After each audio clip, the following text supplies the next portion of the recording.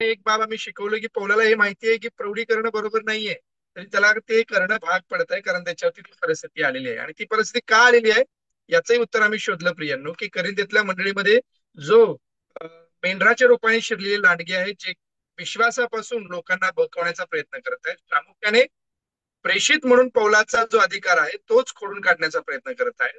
तेव्हा पौल त्या ठिकाणी त्यांना पुन्हा मिळवण्यासाठी आणि आपला प्रेषितपणाचा अधिकार पुन्हा त्यांना समजावून सांगण्यासाठी त्यांच्या बरोबरीने खाली उतरून या सगळ्या गोष्टींची नोंदी करत आहे.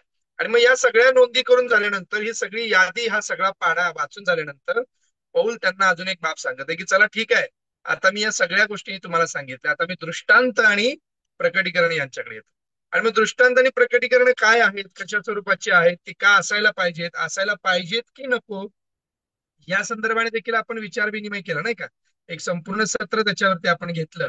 तुमच्यापैकी बऱ्याच बहुतांश लोकांनी उत्तरं दिलीत की ते असायला पाहिजेत किंवा नको, आणि त्याचा उपयोग काय आहे.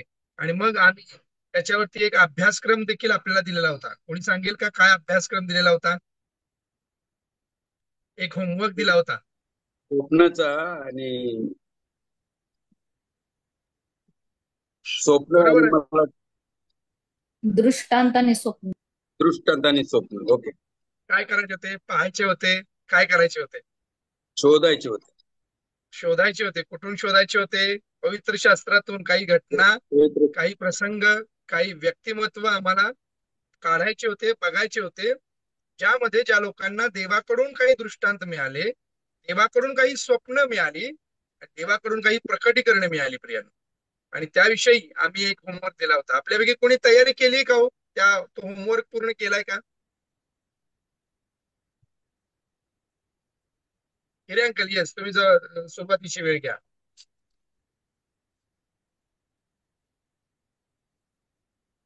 उत्पत्ती उत्पत्ती 40 अध्याय आहे आणि 9 ते 10 वचन आहे. मला वाटतं पॅलेबदाराच्या नायकाने योसेफला आपले स्वप्न सांगितले. ओके. हालेलुया. यस, प्याले बर्दाराच्या नायकाने योसेफाला आपले स्वप्न सांगितले. आणि स्वप्नात त्याच्या समोर काय होतं, तो दृष्टांत तुम्हाला सांगता येईल का? तुम्ही अभ्यासलाय का? थोडक्यात जरी सांगता आला तरी काही हरकत नाहीये. स्वर्गातून एक शिडी आणि उतरलेली दहाव्या आणि शिडीचाच दृष्टांत आहे ना, ती शिडीचा टोक वरपर्यंत, स्वर्गापर्यंत. तो दृष्टांत वेगळा, हा दृष्टांत आता जो तुम्ही रेफरन्स सांगितला, अच्छा उत्पत्तीचा अच्छा. 40 अध्याय 9 आणि 10, त्या 9 आणि 10 मध्ये काय नेमकं त्याला स्वप्न पडलेलं होतं आणि त्याचा अर्थ काय निघाला, त्याविषयी तुम्हाला माहिती आहे का?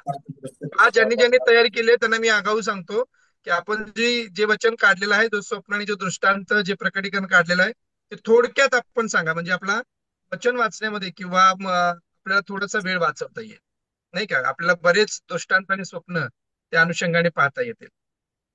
प्रियांकल, 9व्या आणि 10व्या वचनामध्ये आपल्याला काय वाचायला मिळतं? प्याले बर्दाराच्या नायकाने योसेफाला आपले स्वप्न सांगितले. ते काय होते? तर त्याच्यासमोर एक द्राक्षरस आला. त्या द्राक्षरस 3 फाटे फुटले आणि त्याला कळ्या फुटून बहर आला आणि त्याच्या गुच्छात द्राक्ष येऊन पिकली, असा दृष्टांत होता. आणि मग योसेफाने त्याचा अर्थ काय सांगितला? योसेफ त्याच म्हणाला, याचा अर्थ असा, ते 3 फाटे म्हणजे तुझे 3 दिवस, 3 दिवसाच्या आत फार तुझे शिर वर करून तुला तुझ्या हुद्द्यावर पूर्ववत नेमेल आणि तू पूर्वीप्रमाणे फारोचा प्यालेबरदार होऊन त्याच्या हाती प्याला देशील. हालेलुया. आता पहा प्रियांनो, परवा एक आम्ही गोष्ट पाहिली होती की बऱ्याचदा दृष्टांत किंवा स्वप्न जे असतात ते काय असतात, थोडे समजण्यासाठी क्लिष्ट असतात. आता आपल्यापैकी कोणालाही असा द्राक्ष वेलाचा, त्याला 3 फाटे फुटले आणि त्याला कळ्या आल्या, त्याच्यावर द्राक्ष लागली, ती पिकली, असा दृष्टांत पडला, तर तुम्ही काय म्हणाल? ते काय नाममात्र स्वप्न होतं, त्याचा काही अर्थ फारसा काही आम्हाला कळणार नाही किंवा त्याचा काही अर्थ आम्हाला दिसत नाहीये नाही का, असा एक समज होऊ शकतो. परंतु त्यासाठी, त्याचा उलगडा होण्यासाठी आम्हाला काय आवश्यक आहे?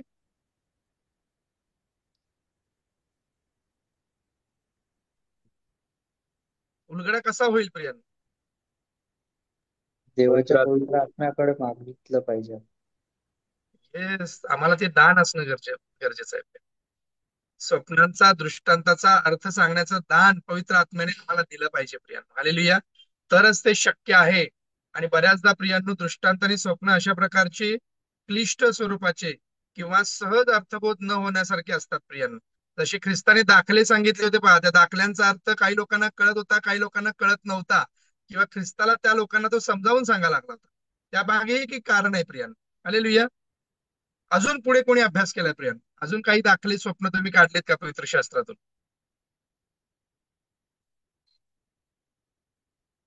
कोण सांगेल? पुष्कळ आहेत ना?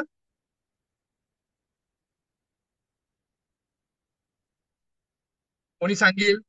विद्यार्थी. मला वाटतं की एक आठवडा आपला जाईल याच्यावरती, जर ते सगळे दाखले किंवा त्यातले बहुतांश दाखले स्वप्न किंवा दृष्टांत जर आम्हाला पाहायचे झाले तर किंबहुना त्याच्यापेक्षा अधिक दिवस जातील प्रिय. पण काही ठराविक प्रत्येकाने एक एक तरी सांगा निदान. उत्पत्ती याचा 15. उत्पत्ती याचा. विद्यावहिनी सांगत होते, मग मी सांग. नाही नाही सुजाता, तू सांग, तू सांग. हा. उत्पत्ती याचा 15वा अध्याय. त्याच्यामध्ये अब्रामाशी जेव्हा परमेश्वराने करार केला तेव्हा अब्रामाला निद्रा लागल्यासारखं झालं आणि तेव्हा त्याने एक दृष्टांत पाहिला, जे परमेश्वराने त्याला आज्ञा केली होती की तेव्हा त्याने ती धुमसती आगटी आणि आग त्या शवांच्या बरोबर मधून जाताना पाहिली. तो दृष्टांत होता. त्याचा अर्थ परमेश्वराने त्याला प्रगट केलेला आहे. काही पुढच्या वचनामध्ये परमेश्वराने तेव्हा अब्रामाशी करार केला आणि तेव्हाच अब्रामाला परमेश्वराने हे प्रकट केलं की तुझे पूर्वज 400 वर्ष मिसराचे दास्य करतील आणि मी पुन्हा त्यांना त्या वचनदत्त देशामध्ये आणेन. आणि त्या दृष्टांताचा अर्थ मी एका देवाच्या सेवकांकडून ऐकलेला. त्या दृष्टांताचा अर्थ असा होतो की ती धुमसती आगटी म्हणजे परमेश्वराने, जसं परमेश्वर पुढे प्रत्येकाला म्हणतो की माझ्या जीविताची शपथ.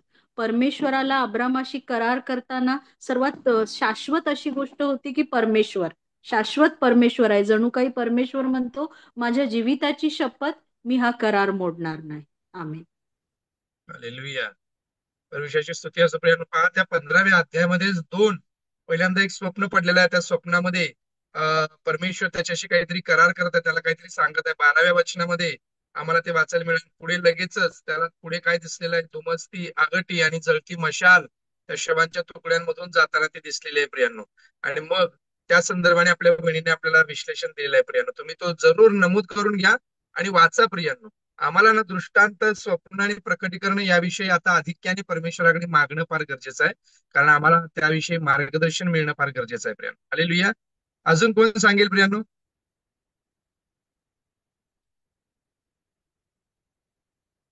मी देखील नोंद करून घेतो, म्हणजे मला देखील वाचता येतील. यहेजकेल 37 शुष्क अस्तीचे खोरे. येस. हालेलुया. थोडक्यात सांगा काय. यिर्मयाला देवाने त्या शुष्क अस्तींच्या खोऱ्यामध्ये नेलं आणि तिथं यिर्मयाला फक्त अशी अस्थिच दिसल्यात फक्त. पण देवाने त्यांना सांगितलं की त्यावर फुंकर मार, आणि फुंकर मारल्यावर त्या अस्थी सगळ्या एकमेकाला जोडल्या गेल्या आणि त्याच्यावर मांस आलं आणि ते देवाने त्यांना फुंकर घातले आणि ते सजीव जिवंत झाले. हालेलुया. परमेश्वर स्तुती असो प्रियांनो.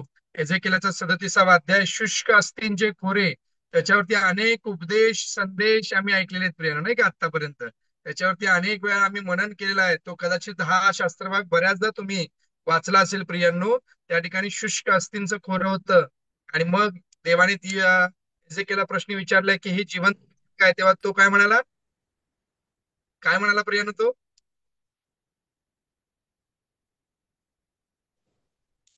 एजेकियल काय म्हणाला? देवा तुलाच ठाऊक. हालेलुया. देवा मला ठाऊक नाहीये, तू देव आहेस, तुलाच हे ठाऊक आहे. आणि मग एजेकियाला काहीतरी करायला सांगितलं आणि मग त्या शुष्क अस्थी कशा एकमेकांशी जोडल्या गेल्या आणि त्यांचं कसं फार मोठं सैन्य निर्माण झालं. आणि मग 13व्या वचनामध्ये तो त्यांना सांगतो की माझ्या लोकांनो, मी तुमच्या कबरा उघडून तुम्हाला बाहेर काढीन, तेव्हा तुम्हाला समजेल की मी परमेश्वर आहे. हालेलुया. परमेश्वराच्या पुनरुत्थानाच्या संदर्भाने असलेला किंवा देवाचं आमचं प्रभू येशू ख्रिस्त जेव्हा येणार आहे तेव्हा जी निजलेले आहेत ते जेव्हा उठवले जातील त्या संदर्भाने असलेला हा दृष्टांत आणि त्याचे अनेक अर्थ प्रियांनो आम्हाला पाहायला मिळतात. हालेलुया. तो देखील नमूद करून घ्या. एजेकियेलचा 37वा अध्याय आणि आज तो जरूर वाचा प्रियांनो, किंवा उद्या तुम्हाला वेळ मिळाल्यानंतर पुन्हा वाचा. अजून मोशेला कोण आहे झालेलं प्रियांनो? मोशेला झालेलं मोशेला झालेलं पाचारण देखील त्यातच येते ना. सांगा, झाडा थोडक्यात सांगा काय घडलेलं होतं, थोडक्यात सांगा. झुड झुडपामध्ये जे अग्नीत मोशे काय अग्नी करत होता, त्याला काय दिसलं, काय वाणी आली आणि त्याला काय वाचून सांगण्यात आलं, एवढं सांगा. वाचून दाखवू. वाचून थोडक्यात सांगा, अगदी 2-3 शब्दामध्ये 4 ओळींमध्ये सांगितलं तरी हरकत नाही. मोशेला असं दिसलं की एका झाडाला अग्नी लागलेली आहे, परंतु ते झाड जळत नाही. बराच वेळ झाला अग्नी लागलेली आहे, परंतु ते झाड जळत नाही. म्हणून मोशे बघण्यासाठी पुढे चालला, तर देवाने त्याला थांबवलं की मोशे थांब, ही जागा पवित्र आहे आणि तुझ्या पायातली चप्पल तू काढ म्हणून. हालेलुया. मोशेला झालेलं पाचारण प्रियांनो, रानात मागे तो काय करत होता, आपले सासरा त्याची काय करत होता, कळप राखत मेंढी होता, शेरड मेंढी झाड. मेंढर राखत होता प्रियांनो. आणि तिथं त्याला ते जळतं झुडूप दिसलं, परमेश्वराने दर्शन दिलं आणि त्यातून परमेश्वराने त्याच्याशी संवाद साधला. परमेश्वराने काय नाव सांगितलं हो?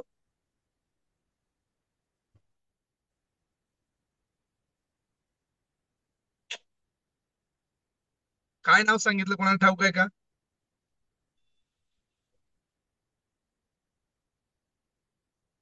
कशाचं?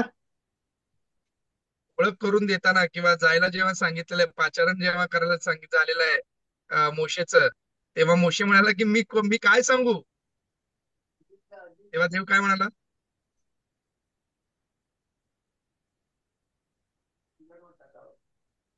कोणाला सांगता येईल? नाही मोशे म्हणजे मी जड जिभेच आहे म्हटलं त्यानंतरच ना. हा, मी आहे कोणी तो कोणाला आहे. पाठवलंय? मी आहे तो आहे. हालेलुया. येस. पुढचा दृष्टांत, स्वप्न किंवा प्रकटीकरण कोण सांगेल प्रियांनो? आता हिरे अंकल आणि सुजाताताई सांगणार नाहीत, आता पुढचे सदस्य संधी घेतील. मत्तयाचा 2रा अध्याय आणि त्याचं 12वं वचन. मग हेरोदाकडे परत जाऊ नका अशी स्वप्नात सूचना मिळाल्याने ते दुसऱ्या मार्गाने आपल्या देशास निघून गेले. ते गेल्यावर पहा, प्रभूचा दूत योसेफास स्वप्नात दर्शन देऊन म्हणाला, उठ, बाळक व त्याची आई यांना घेऊन मिसर देशात पळून जा आणि मी तुला सांगेपर्यंत तेथेच राहा. हा दृष्टांत झाला योसेफ आणि मरियाला. येस, योसेफ आणि मरियाला झालेले दृष्टांत. परवा आपण एक गोष्ट सांगितली होती, पहा काय सांगितली होती. जे दृष्टांत त्या दिवशी डिस्कस झालेले नाहीये ते दृष्टांत आणि स्वप्न आपल्याला सांगायचे आहेत. योसेफ आणि मरियाचा दृष्टांत त्या दिवशी कोणीतरी सांगितला होता, त्यांना पडलेलं हे स्वप्न. त्याच्या व्यतिरिक्त दादा, उत्पत्ती याचा 41वा अध्याय. फारो राजाला जे स्वप्न पडते आणि त्यानंतर योसेफ त्याचा अर्थ सांगतो, तो एक दृष्टांत आहे की फारोला स्वप्न असं पडतं की 7 दष्टपुष्ट सुंदर गायी नदीतून बाहेर येतात आणि त्या चरतात, तेव्हा त्यांच्यामधून दुबळ्या गायी आणि अतिकुरूप अशा त्या गायी असतात. त्या गायी येतात आणि त्या इतक्या बेढप असतात की त्या राजाने त्या साऱ्या मिशर देशात पाहिल्याने अशा त्या गायी असतात. आणि मग त्या दुबळ्या कुरूप गायींना त्या 7 पुष्ट गायी खाऊन टाकतात. परंतु त्या खाऊन टाकल्यावरही त्यांच्या पोटात गेल्या असे मुळीच दिसत नाही. आणि त्यानंतर परत दुसऱ्या दिवशी असं स्वप्न पडते की त्याला सुकलेली खुरपटलेली कणसं दिसतात.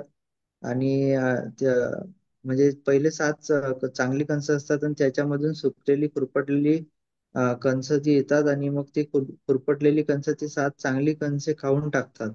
आणि मग तो त्या स्वप्नाचा अर्थ विचारायला बरेच जणांकडे जाते. मग नंतर योसेफाला बोलवून विचारतो, तर योसेफ त्याचा अर्थ असा सांगतो की त्या 7 चांगल्या गायी म्हणजे चांगले वर्ष आणि त्याच्यानंतरचे 7 ज्या वर्ष आहे ते दुष्काळ येणारे आहे. आणि ते दोन वेळा जर स्वप्न पडलं तर त्याचा अर्थ असा की कारण हे देवाने ठरवलं आहे आणि ते लवकरच तो घडून आणणार. तर असा एक दृष्टांत फारो राजाला होतो. हालेलुया. उत्पत्तीचा 41वा अध्याय, फारोच्या स्वप्नाचा योसेफाने सांगितलेला अर्थ लिहून ठेवा प्रियांनो, आणि तो जरूर वाचा प्रियांनो. आणि विशेषतः वचन 14 पासून पुढे वचन 30 पर्यंत किंवा 31 पर्यंत तुम्ही तो पारूला पडलेलं स्वप्न त्याच्यामध्ये वाचू शकता आणि योसेफाने काय नेमका अर्थ सांगितला तेही तुम्ही त्याच्यामध्ये पाहू शकता प्रियानो. Yes, praise Lord. Praise the हा, उत्पत्तीचा 28 अध्याय आणि 10वं वचन. कारण याकूब याला स्वप्न पडलं होतं. याकूब बर्सिस से निकल कर हारून की और चला और उसने किसी स्थान में पहुंचकर रात वही बिताने का विचार किया, क्योंकि सूर्य अस्त हो गया था, इसलिए उसने उसी स्थान के पत्थर में से एक पत्थर ले अपने तकिया बनाकर रखा और उसी स्थान में सो ब्रदर, गया. वचन न वाचता तुम्हाला जर थोडक्यात तो दृष्टांत किंवा स्वप्न सांगता आलं तर जरूर सांगा.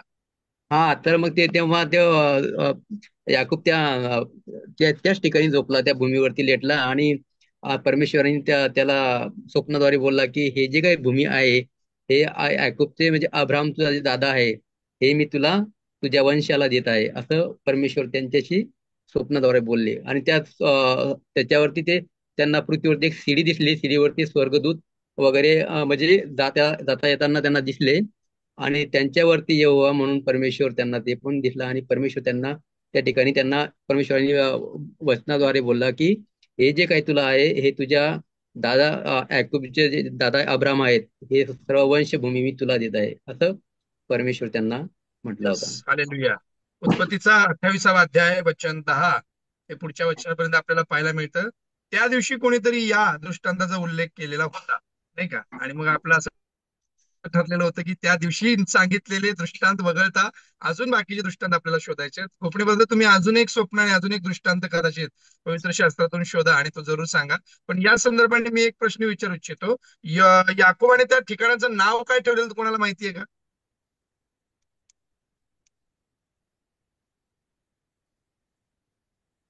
याकोबाने या ठिकाणी वेदी उभी केली आणि त्या ठिकाणी त्या ठिकाणाला एक नाव देण्यात आलं. यावे रे, यावे यावे यावे रे. त्या ठिकाणाला नाव देण्यात आलं, ठिकाणाला.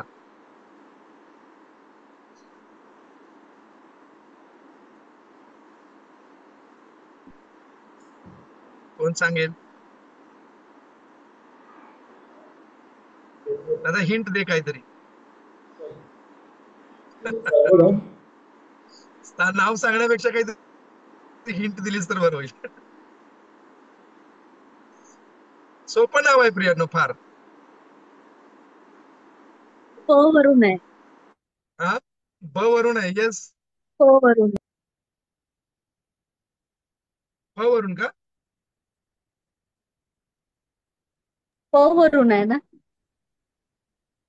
पनियेल, देवाचे मुख, असं पनियेल ते नाव आहे जिथे देवाबरोबर झोंबी केली.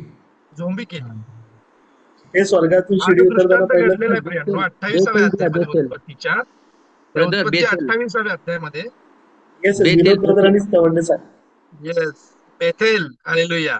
बेथेल हे नाव त्या ठिकाणी पडलेलं आहे प्रियानो. तुम्हाला 18व्या वचनामध्ये पाहायला मिळेल किंवा 19व्या वचनामध्ये. आणि त्याने त्या ठिकाणचे नाव बेथेल म्हणजे काय? देवाचे घर असं नाव त्या ठिकाणी दिलेलं आहे प्रियानो. हालेलुया. येस, भाकरीचे घर. हालेलुया. येस. अजून पुढे कोण संधी घेणार प्रियानो? आणि मी आवर्जून सांगतोय प्रियानो, आपण अभ्यास केलाय, आपण अभ्यास करून तो दृष्टांत, ते स्वप्न किंवा ते प्रकटीकरण अभ्यासलेलं आहे.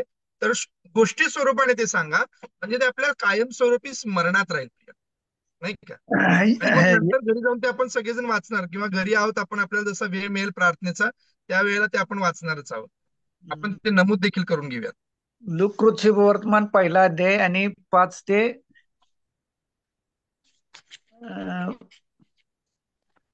ते 24 या वचनामध्ये जखर्याला झालेलं दृष्टांत आहे. जखऱ्या देखील आपला झालेला आहे मला वाटतं. म्हणजे झालेलं सांगायचं नाही, पण अजून आपल्याला वेगळं शोधायचं. प्रार्थनेला जरा मी लेट जॉईन झालोय, त्यामुळं ठीक आहे ठीक आहे. त्या दिवशी हरकत नाही, फार सुंदर आहे तो स्वप्न किंवा तो दृष्टांत. परंतु हा दृष्टांत त्या दिवशी प्रार्थनेत सर्व चर्चा करत असताना सांगून झाला. संजय सर आणि विद्याताई सांगतात. Sanjay sir hello. हा सर, उत्पत्तीच्या 37व्या अध्यायामध्ये योसेफाला पडलेले 2 स्वप्न त्यामध्ये आहेत. पहिल्या स्वप्नामध्ये तो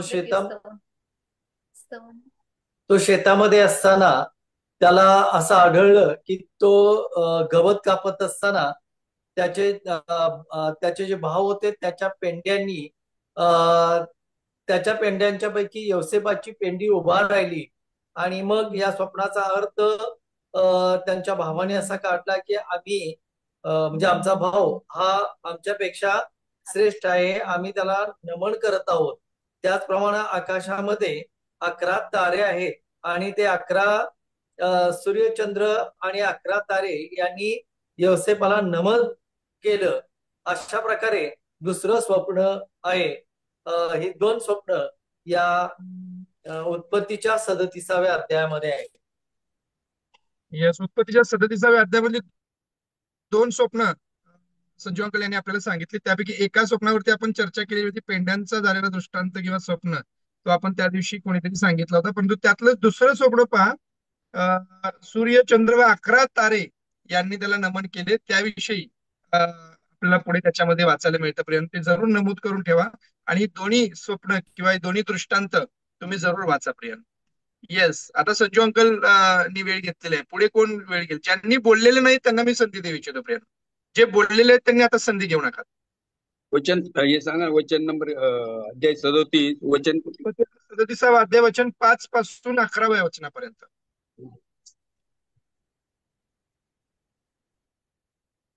कोण संधी घेईल? होमवर्क कोणी कोणी केला असा प्रश्न विचारायला हरकत नाहीये. मध्ये 2 दिवस आता गॅप पडल्यामुळे मला वाटतं की बऱ्याच लोकांना विसर पडला होता का की पुन्हा काही विचारलं जाणार नाही कदाचित, किंवा पुढे शिकवायला सुरुवात होईल.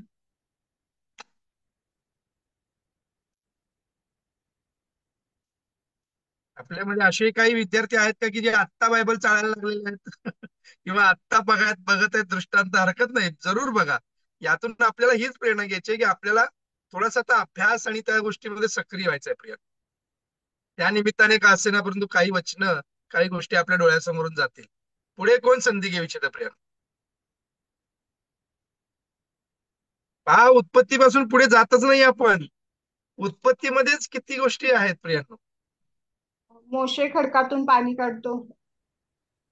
येस, मोशे खडकातून पाणी काढतो. काय स्वप्न आहे, दृष्टांत आहे, काय तुम्ही त्याला हे द्या? दृष्टांत आहे गणना 20 मध्ये. जेव्हा मोशे सर्व लोकांना घेऊन जाताना पाण्यासाठी सगळे लोक कुरकुर करत असतात, तेव्हा मोशे आणि अहरोन त्या लोकांपासून बाजूला निघून दर्शन मंडपाच्या दारापाशी पालथी पडतात. तेव्हा परमेश्वराचं तेज त्यांच्यावर प्रकट होतं आणि परमेश्वर मोशेला सांगतो की ही काठी घे आणि तू आणि तुझा भाऊ अहरोन सगळ्या मंडळीला जमा कर आणि त्यांच्या देखत तुम्ही त्या खडकाला आज्ञा करा, तेव्हा त्यातून पाणी निघेल. आणि तसं तो प्रकार त्या ठिकाणी होतो.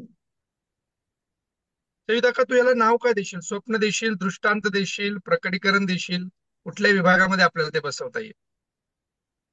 की चिन्ह आणि चमत्कार यामध्ये बसवता येईल, किंवा चिन्ह चमत्कार आणि अद्भुत आहे याच्यामध्ये ते आपल्याला त्याचं वर्गीकरण करता येईल? चिन्ह चमत्कार. चिन्ह चमत्कार, येस, हालेलुया.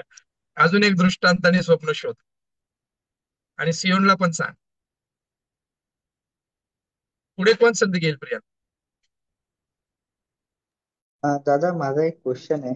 म्हणजे ते जे नोहाला झालं होतं, म्हणजे जी आकाशवाणी झाली होती, तर ती पण चिन्ह चमत्कारामध्येच येईल का? कशाविषयी म्हणतोस? नोहाला देवाने तारू बांधायला लावला होता की जलप्रलय होईल, तर तो तारू बांध आणि त्या वेळेत लोकांना पण सांग, तर तो हा दृष्टांतच आहे. ओके. किंवा प्रकटीकरण आपण म्हणू शकतो. उत्पत्ती 40वा अध्याय आणि त्यामध्ये ते प्यालेदार व आचार्य या दोघांना जे पडलेलं स्वप्न आहे उत्पत्तीच्या 40व्या अध्यायामध्ये. हा, एक मिनिट. कधी झालं ते अध्यायामधला दृष्टांत तो झालेला आहे दीपकांना. हा, त्याच्यावरती आत्ताच आपण चर्चा केली आहे, उत्पत्ती 41 वर.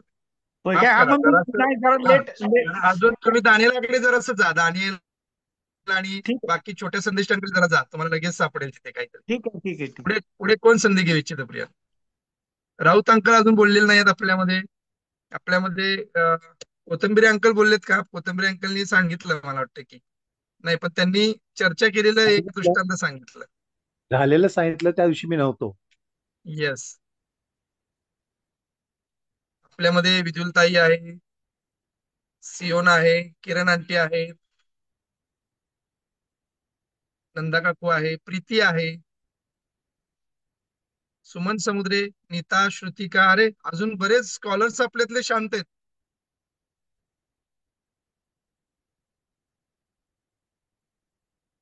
दानियलाच पडलेले 4 शपथांचे स्वप्न हा, ते आता तुम्हाला सांगायला लागेल गोष्ट स्वरूपात. सांगा. नुसतं रेफरन्स आम्ही घेणार नाहीये, ते अलाउड नाहीये. तुम्हाला तो दाखला, तो दृष्टांत, ते प्रकटीकरण गोष्टी स्वरूपाने सांगायचंय, म्हणून तो होमवर्क आपण दिला होता प्रिया.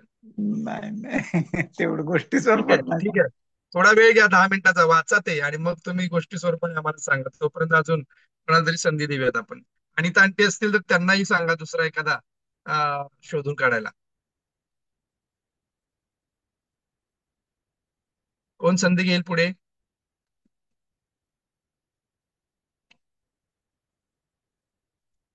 उत्पत्तीच पुस्तक माझा जर आवाज येतोय बघितलं. का? हा, येतोय दादा, बोल. एक सगळ्यांना हिंट देतो. छोटे संदेश त्यांना पकडा. छोट्या संदेशामध्ये भरपूर खूप आहे. परमेश्वराचे दृष्टांत प्रकटीकरण आहेत.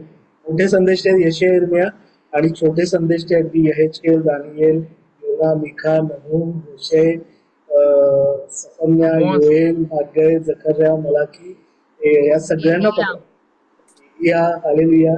तर हे पकडा, त्याच्यामध्ये तुम्हाला भरपूर दृष्टांत भेटतील. आणि एक गोष्ट सांगू इच्छितो, ते दृष्टांत वाचताना हे पण जाणून घ्यायचा प्रयत्न करा की परमेश्वराने तो दृष्टांत का दिला, परमेश्वराने का ते दिला? प्रकटीकरण का दिलं, त्याच वेळी का दिलं. जसं योसेफाचं आपण उदाहरण पाहतो की इस्रायलाचा बचाव व्हावा म्हणून योग्य वेळी परमेश्वराने फारोला स्वप्न पडलं बघा फारोला, पण त्या दृष्टांताचा अर्थ सांगण्याचं ज्ञान परमेश्वराने योसेफाला दिलं. परमेश्वर वेगवेगळ्या व्यक्तींचा उपयोग करून घेतो देवाचं कार्य पूर्ण, देवाची योजना पूर्ण.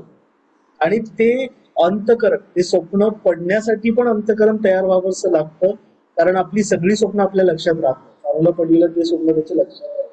बाबेलाचा राजा नबुकदनेस्सरला जे दृष्टांत झाला ते त्याच्या लक्षात राहिलं, ज्याचा अर्थ झाला.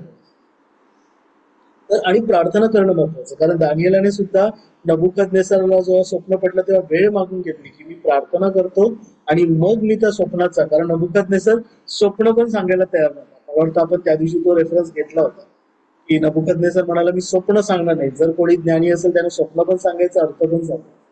आणि ते ज्ञान प्रार्थना केल्यानंतर परमेश्वराने दाखवलं. मला वाटतं सतीश हा विषय घेणं गरजेचं आहे थोडं डीपली. दृष्टांत प्रकटीकरण ही नेमकी काय आहेत आणि परमेश्वर आपल्या जीवनात का देतो. तर जरूर मला जरूर. वाटतं सगळ्यांनी हा गृहपाठ पुन्हा करा. त्या आज उद्या पुन्हा बोला. गोष्टी स्वरूपाने सतीशने जर सांगितलं आपल्याबरोबर तसं तुम्ही प्रत्येकाने बोला, कारण ख्रिस्ती जीवनाचा फार महत्वाचा घटक आहे.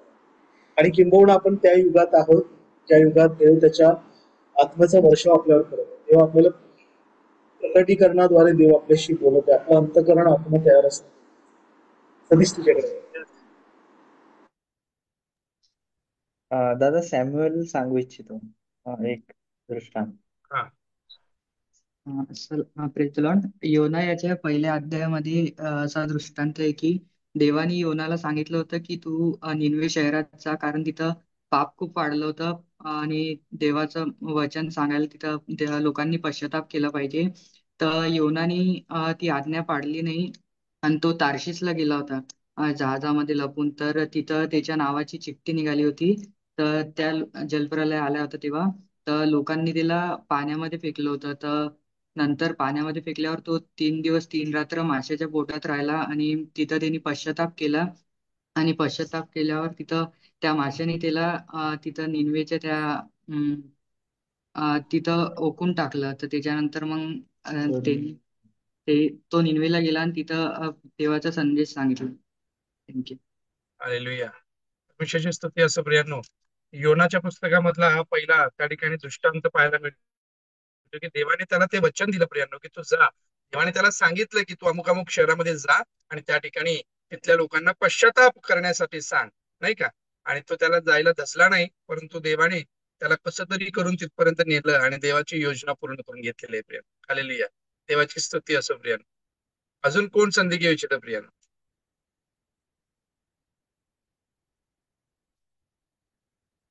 कोणी आहे अजून?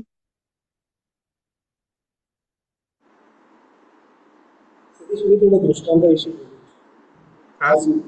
5 मिनिटं दृष्टांताविषयी बोलू इच्छितो. आवाज येतोय? हो जरूर. हो. प्रियानं लक्षात घ्या सगळेजण, परमेश्वर वेगवेगळ्या प्रकारे आपल्या सेवकांशी बोलतो. मोशेविषयी म्हटलेलं आहे, मोशे केवळ असा देवाचा एकमेव संदेश होता ज्याच्याशी परमेश्वर जसा मित्राबरोबर भाषण करी तसा परमेश्वर मोशेशी समोरासमोर बोलत. त्याच्यासारखा दुसरा संदेष्टा झाला नाही.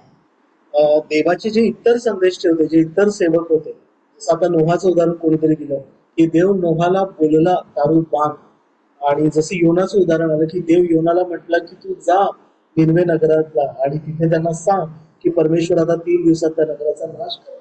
पण वचनामध्ये स्पष्ट लिहिलेलं नाहीये की परमेश्वर कसा बोलला, दृष्टांताद्वारे बोलला, स्पष्ट प्रत्यक्ष बोलला. तर आपण स्वतःहून त्याला दृष्टांत म्हणू नये, आपण सावध असावं. आणि जिथे देवाने दृष्टांत दिलेला आहे तिथे वचनामध्ये स्पष्ट शब्द वापरला. तर दृष्टांत या शब्दाचा जर अर्थ घ्यायचं म्हटलं तर फार सोपं आहे. दृष्टांत म्हणजे एखादं उदाहरण, एखादं रूपक वापरून परमेश्वराने प्रकट केलेली एक गहन गोष्ट ही दृष्टांताची सोपी आहे. ठीक आहे ना. दृष्टांत म्हणजे परमेश्वर एखादं उदाहरण देतो. जसं फारोला दृष्टांत झालं, स्वप्न पडलं, त्या स्वप्नाद्वारे दृष्टांत झाला. बाबा पक्व फळांची कंसाची ताटं होती, शुष्क कृश अशा गायी होत्या. तो दृष्टांत होता. दानिएलाला जसं परमेश्वराने दृष्टांत दाखवला, खबार नदीच्या तीरी एक पुरुष उभा होता किंवा जो 4 प्राण्यांचा दृष्टांत होता. दानिएला त्याचा अर्थ कळाला नव्हता कारण तो दृष्टांत होता. त्याचा अर्थ दानिएलाला त्याने जवळपास मला वाटतं 3 आठवडे उपवास केला होता आणि त्यानंतर देवदूताने येऊन, गॅब्रियल दूताने येऊन दानिएलाला त्या दृष्टांताचा अर्थ समजावून सांगितला. दृष्टांताची हे उदाहरण सोपं आहे असं आपण समजणं गरजेचं आहे की दृष्टांत म्हणजे देव एखादं उदाहरण दाखवतो, ते स्वप्नाद्वारे असो किंवा जागलेपणी सुद्धा भास होतो. जसं प्रकटीकरणामध्ये योहान पात्म बेटावरती प्रभूच्या दिवशी, जो उद्या आहे रविवार, त्या दिवशी तो आत्म्याने संचरित झाला. तो जागा होता, डोळे त्याची खुले होते आणि खुले असताना त्याला परमेश्वराने दृष्टांत दाखवला की सोन्याच्या 7 समया आणि त्याच्या मध्यभागी तेजाने पूर्ण असा प्रभू येशू ख्रिस्ताचं प्रकटीकरण करा. तो दृष्टांत झाला आणि देवदूताने जसं जसं प्रकटीकरण होत गेलं तसं तसं त्याला सगळ्या गोष्टी उलगडून सांगितल्या. स्वप्न दृष्टांत याच्यामध्ये थोडा फरक आहे. परमेश्वर आणि काही वेळा परमेश्वर दूतांद्वारे परमेश्वराने आपल्या लोकांची भेट घेतली. जसं गिदोन आहे, गिदोनाला देवाचा दूत स्वतः भेटायला गेला, दूत त्याच्या समोर उभा राहिला. आपला शमशोन आहे, शमशोनाचे आई वडील होते, त्यांना सुद्धा देवाचा दूत मनुष्य रूपाने भेटायला गेला. त्यांना वाटलं मनुष्य देवाचा सेवक आहे, पण जेव्हा त्यांनी त्याच्या समोर अर्पणासाठी जे ठेवलं आणि तेव्हा त्याने त्याला आपल्या काठीने स्पर्श केला आणि त्या अग्नीने भस्म झालं, तेव्हा त्यांना कळलं की हा देवाचा दूत आहे, ज्याने सांगितलं तुमच्यावरती तो पुत्र होईल, तो देवासाठी वाहिलेला नाझीर शमशोन. तर अशी अनेक उदाहरणे मला वाटतं आपण ह्याचा थोडासा सखोल अभ्यास जरूर करू. सांगितल्याप्रमाणे अभ्यास करा. मी पुन्हा एकदा सांगतो 3 कॅटेगरी: स्वप्न, दृष्टांत आणि प्रकटीकरण. ते शोधून काढा की परमेश्वर याच्यापैकी कुठल्या माध्यमाचा परमेश्वराने वापर आपल्या सेवकाची बोलतो आणि का केले. परमेश्वर स्वप्नाद्वारे सुद्धा बोललेलं आहे, दृष्टांताद्वारे सुद्धा बोललेलं आहे. काही ठिकाणी परमेश्वराने स्पष्ट प्रकटीकरण दिलेलं आहे. जसं माउंट ऑफ ट्रान्सफिगरेशन, तिकडे प्रभू येशू ख्रिस्ताचं रूपांतर झालं, प्रभू येशू ख्रिस्ताबरोबर मोशे आणि एलिया संभाषण करू लागले, ते स्पष्ट प्रकटीकरण होतं, तो दृष्टांत नव्हतं. मोशे आणि एलिया प्रभू येशू ख्रिस्ताबरोबर उभे असलेले, चर्चा करत असलेले पेत्र याकोब यांना दिसले. ते घाबरले. पेत्र म्हणाला की प्रभूजी तुम्ही इथे आहे चांगले, तुम्हा तिघांसाठी आपण एक म्हणतो. स्पष्ट प्रकटीकरण. तर माझी सर्वांना विनंती आहे, सतीशकडे वेळ देतो, पण शोधून काढा. स्वप्न आहे तर स्वप्न बोला, दृष्टांत आहे तर दृष्टांत बोला, प्रकटीकरण आहे तर प्रकटीकरण बोला. आणि अगदी लिहून काढा. मित्र म्हणे स्तवननी जी आयडिया सांगितली लिहून काढा जे उदाहरण आहे त्याचं स्टोरी रूपाने आज आणि उद्या तर बाकीत हे पण त्यातच मोडतं का? बाकीत काय म्हणाला? एफ्राईमाच्या समूळ नाशाबद्दलचे भाकीत. होशेया हा होशेया अध्याय 13, एफ्राईमाच्या समूळ नाशाबद्दलचे भाकीत.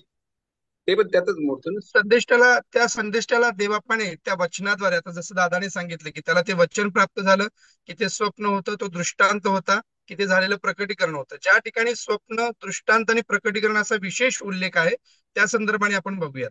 पण ज्या ठिकाणी तो उल्लेख नाहीये किंवा ज्या ठिकाणी वचन प्राप्त झाले, देवाने त्याला तसं सांगितलं, अशा ठिकाणी आपण ते थोडंसं वेगळं ठेवूया. विशेषतः प्रियांनो, आपण एक विशेष सेशन स्वप्न, दृष्टांत आणि प्रकटीकरण काय आहेत आणि त्यातले काही आपण काय म्हणूयात की पवित्र शास्त्रातून त्याचे काही दाखले पाहूयात किंवा काही घटना पाहूयात, ज्याच्यातून आपल्याला ते अधिक चांगल्या रीतीने स्पष्ट होईल की ती स्वप्न आहेत, ते दृष्टांत आहेत आणि ती प्रकटीकरण आहेत. त्याची विभागवारी किंवा त्याचं वर्गीकरण आपल्याला करता येईल. आणि मग हे सगळं आपलं कशासाठी चाललंय ते देखील तुम्ही आणि मी समजून घेण्याचा प्रयत्न करूयात. हे सगळं अशासाठी चाललेलं आहे की बऱ्याचदा देव आमच्याशी बोलण्याचा प्रयत्न करतो, परंतु आम्हाला हे अज्ञान असल्यामुळं किंवा आम्हाला हे माहिती नसल्यामुळं किंवा त्याचा अर्थबोध न झाल्यामुळे भविष्यामध्ये कदाचित आम्हाला काही धोक्यांना सामोरं जावं लागतं किंवा परमेश्वराचे मार्ग, परमेश्वराच्या योजना, परमेश्वराच्या कल्पना आम्हाला कळत नाही आणि शत्रू आम्हाला त्यापासून अलिप्त ठेवतो आणि आमच्यावरती हल्ले करतो. तुम्हाला आणि मला आध्यात्मिक जीवनामध्ये अधिक वाढता यावं आणि आध्यात्मिक रीतीने अधिक प्रबल होता यावं, यासाठी याची मागणी देवाकडे आम्हाला करायची आहे. जर देवाची इच्छा असेल तर याचं दान परमेश्वर आपल्याला देईलच देईल, परंतु त्याहून अधिक त्याचे मार्ग, त्याच्या कल्पना आणि त्याच्या योजना तो आम्हाला याद्वारे कळवेल. प्रियांनो, यासाठी आम्ही या सगळ्या खटाटोप करत आहोत किंवा हा सगळा अभ्यासक्रम आम्ही शिकण्याचा प्रयत्न करत आहोत. येत्या 1-2 दिवसांमध्ये आपण जरूर स्वप्न, दृष्टांत आणि प्रकटीकरण यांचे वर्गीकरण आणि त्याचे विशेष काही प्रसंग पवित्र शास्त्रातून आपण शिकूयात आणि जेणेकरून आपल्याला ही सगळी संकल्पना स्पष्ट होईल. प्रियांनो, परंतु दादाने जसं सांगितलं तसं अगदी तुम्ही जरूर पवित्र शास्त्रातून शोध घ्या. आज जसं प्रार्थनेला बसल्यानंतर जर आम्हाला आठवलं असेल तर कदाचित हरकत नाही प्रियांनो, परंतु थोडा वेळ पवित्र शास्त्रावर वाचनामध्ये ते शोधण्यामध्ये व्यतीत करा. अनेक तशा गोष्टी तुम्हाला पवित्र शास्त्रामध्ये सापडतील आणि फक्त उदाहरणाच्या त्या वचनांचे रेफरन्स सांगू नका, तर ते संपूर्णतः वाचा. वाचून झाल्यानंतर त्याचं कदाचित तुम्हाला लिहून घ्यायचे तर लिहून घ्या आणि गोष्टी स्वरूपाने त्यातले महत्वाचे ठळक मुद्दे तुम्ही नमूद करा. आणि अजून एक जशी गोष्ट आपल्या निदर्शनासाठी की ते का देण्यात आलेलं होतं, त्याचा परिणाम काय झाला, याविषयी देखील जरूर बोला. आपण ती विशेष वेळ येणाऱ्या 1-2 दिवसांमध्ये राखून ठेवूयात. आधी आपण त्याविषयी शिकूयात आणि मग त्याच्यावरती आपण चर्चा करूयात किंवा आपण चर्चा करू आणि मग त्याच्यावरती शिकूयात. आम्ही त्याच्यावरती तुम्हाला आज किंवा उद्या आपल्या ग्रुपवरती लगेचच कळवू. हालेलुया. दादाला किंवा सुजाताईला काही जर बोलायचं असेल तर पुढील वेळ मी त्यांच्याकडे देतो. सतीश, एकच मिनिट. हिरे अंकलने आता जो शास्त्र भाग काढला होता, भाकीत हे त्यामध्ये येते का? तर भाकीत हे भविष्यवाणीमध्ये येत असं मला वाटतं, कारण भाकीत Yes. पण भरपूर केलेले आहेत पवित्र शास्त्रामध्ये आणि ते Yes. पण एक भविष्यवाणीच आहे जी परमेश्वराने दिलेली आहे. तर हिरे अंकलचा शास्त्र भाग आहे ते भविष्यवाणी आहे. येस, या भविष्यवाणीमध्ये त्याचं वर्गीकरण कदाचित आपल्याला करता येईल. अगदी बरोबर आहे. हालेलुया. येस. दादा, तुला काही किंवा सुजाताई तुला काही बोलायचंय? येस, मला तेच म्हणायचं होतं की आपणामध्ये बऱ्याच जण, मला स्वतःला सुद्धा दृष्टांत, दाखला म्हणजे पॅराबल किंवा स्वप्न, प्रकटीकरण, भाकीत, भविष्यवाणी या सर्व गोष्टींमध्ये थोडंसं कन्फ्युजन आहे. तर आपण जरूर एक सेशन नक्कीच घेऊ की ह्या मधला फरक उदाहरणामधून, शास्त्रामध्ये जे त्याच्याबद्दल उदाहरणं आहेत ते उदाहरण घेऊन आपण समजावून सांगूया, त्याच्याबद्दल आपण अभ्यास करूया. हालेलुया. Yes, hallelujah. मला असं वाटतं की येणाऱ्या दिवसांमध्ये परमेश्वर अधिक त्याच्या आत्म्याद्वारे आम्हाला यामध्ये मार्गदर्शन करेल. आपण सगळेजण यासाठी विशेष प्रार्थना करूयात, कारण प्रियांनो, हा जो एक गैरसमज आहे किंवा बऱ्याचदा त्याविषयीचं जे अज्ञान आहे किंवा त्याचा अनुभव अजूनही आपण घेतलेला नाहीये आणि त्यामुळं जे होणारे संभाव्य धोके किंवा आपण म्हणूयात की आम्हाला बऱ्याचदा शत्रूद्वारे, सैतानाद्वारे मिसगाईड केलं जातं, आम्हाला आमची दिशाभूल होते, त्यापासून बचाव होण्यासाठी विशेष कृपादान परमेश्वराकडे येणाऱ्या दिवसांमध्ये मागूयात. प्रियांनो, हालेलुया. पुढील वेळ आपल्या संचालकांच्या हाती देऊयात. येस. हालेलुया. थँक्यू दादा. सुंदरशा आजच्या जे मार्गदर्शन तुम्ही केलं आणि मी खरोखर जे आपलं मनन घेतात तिघही जे आपले वक्ते आहेत, सतीश दादा, संजय दादा आणि सुजाता दिदी यांचे विशेष करून आभार मानतो. कारण की कधी कधी काय होतं की आपण वचनाचा चुकीचा अर्थ घेतो किंवा आपल्याला ते कळत नाही की नेमकं कशाला आपण काय बोलायला हवं. परंतु इथं ज्या प्रार्थना बायबल शास्त्र, पवित्र शास्त्र प्रार्थना अभ्यासामध्ये आपल्याला ते सर्व काही व्यवस्थित आणि विस्तृतरित्या अगदी जे आपण प्रश्न विचारू तर त्याचा कंटाळा न येता आणि देवाच्या आत्म्याच्या प्रेरणेने आपल्याला त्याची उत्तरं मिळतात.